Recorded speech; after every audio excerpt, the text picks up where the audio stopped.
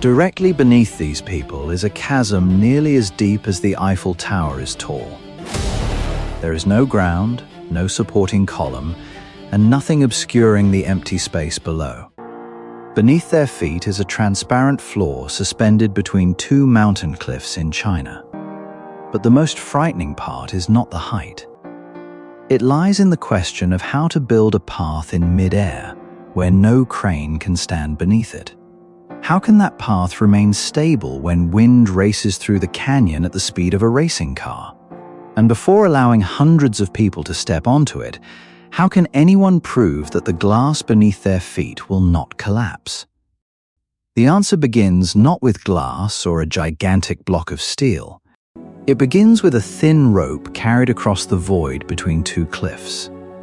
This is the Zhangjiajie Glass Bridge, located among the sandstone mountains of Hunan Province, China. From a distance, the structure looks like a thin white line disappearing into the clouds. The bridge deck stretches across the canyon about 300 meters above the valley floor. That height is nearly equivalent to standing at the top of the Eiffel Tower and looking straight down at the ground. The distance between the two tower systems reaches approximately 430 meters, longer than 4 football fields placed end to end.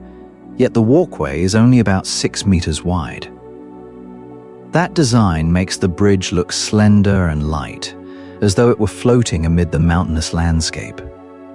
That was also the vision of architect Haim Doten.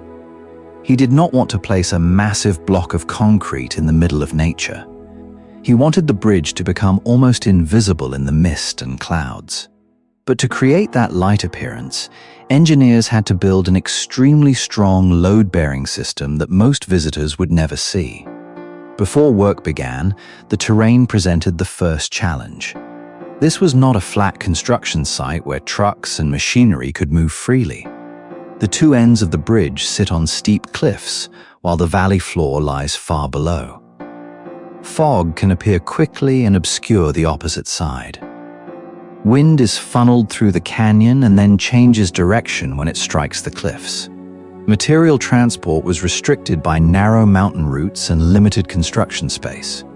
Every piece of equipment, block of steel, and meter of cable had to be delivered to exactly the right position at the cliff edge. Therefore, the first stage of work produced no spectacular images. Survey teams measured the distance between the two cliffs, established the bridge alignment, and recorded the shape of the canyon. They examined the rock layers beneath the areas where the towers and anchorage systems would be placed.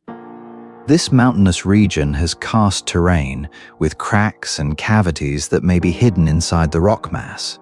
A surface that looks solid may not necessarily be capable of holding the bridge's pulling force for many years. The survey results were also combined with data on wind and changing weather conditions inside the canyon.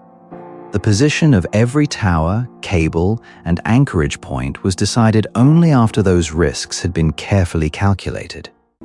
At this point, an important fact began to emerge. A suspension bridge works like a hammock stretched tightly between two secure points buried deep within the two cliffs.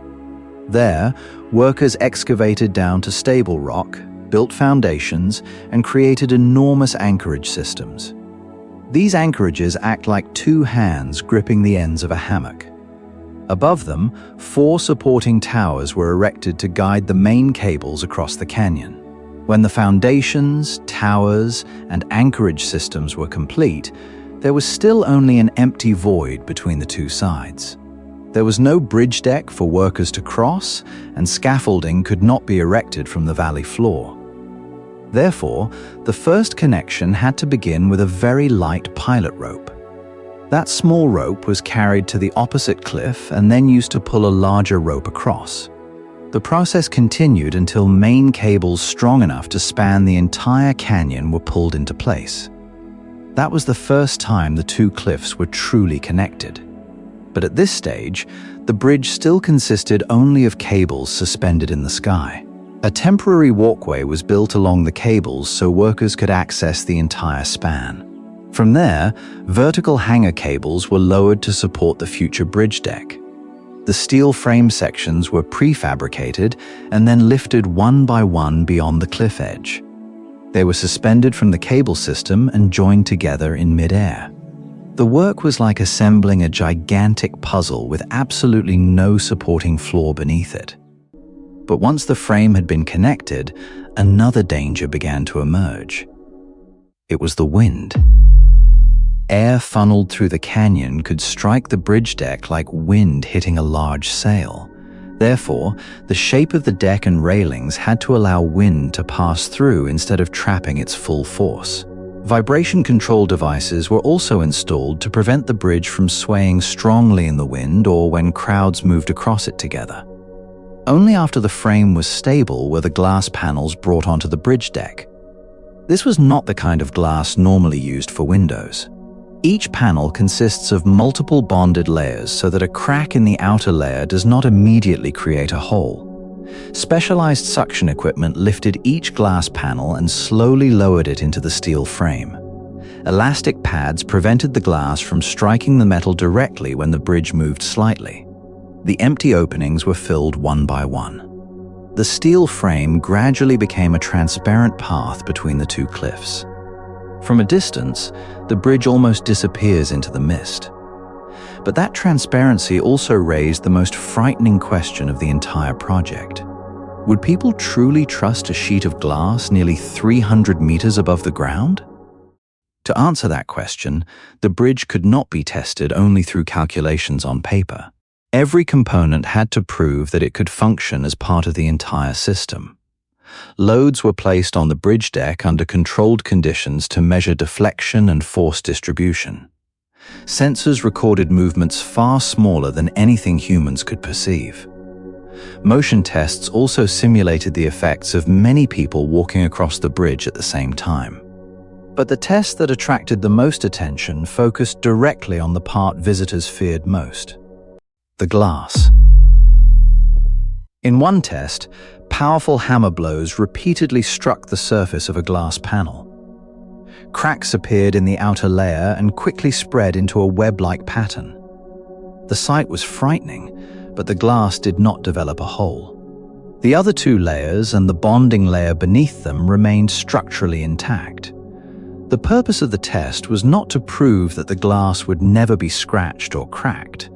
The purpose was to prove that damage to the outer layer would not immediately turn into a disaster. This is the difference between a fragile appearance and the way a multi-layer material system actually works. While the glass underwent load testing, the entire bridge also had to prove its resistance to wind and vibration. Results from models, sensors, and full-scale tests were compared with the established safety limits. Every location that moved differently from what was expected had to be inspected before the structure could be permitted to open. The railings, entrances, monitoring systems, and damping components were also completed during the final stage. After approximately 18 months of construction and testing, the bridge was finally ready to welcome its first footsteps. In August 2016, the structure opened to the public. Visitors stepped off solid rock and onto the transparent surface. During their first few steps, many still gripped the railings tightly. Some looked straight ahead to avoid seeing the empty space below.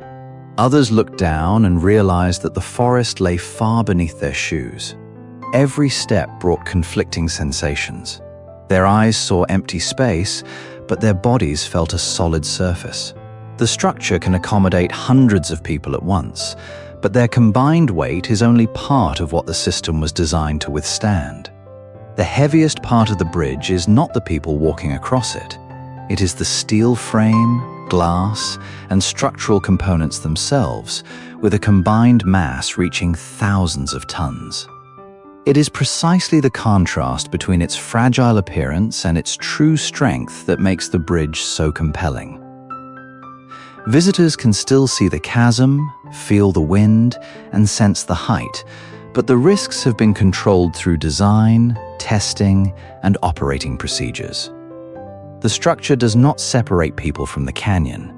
It brings them closer to the landscape than ever before. It transforms the fear of heights into an experience that is both breathtaking and safe. As a result, the void that once separated the two cliffs has become a destination famous around the world. Today, the bridge appears as a thin ribbon of glass disappearing into the clouds. But behind that light appearance lies a system of anchorages, steel cables, and thousands of precisely calculated connections. Starting with a small rope crossing the chasm, Chinese engineers gradually created a path through the sky. The structure not only demonstrates the ability to build in extreme terrain, but also shows how engineering can blend with nature. That achievement has made the Zhangjiajie Glass Bridge one of the most memorable symbols of Chinese construction engineering. If there is any structure you are curious about, leave a comment below the video. Thank you for watching.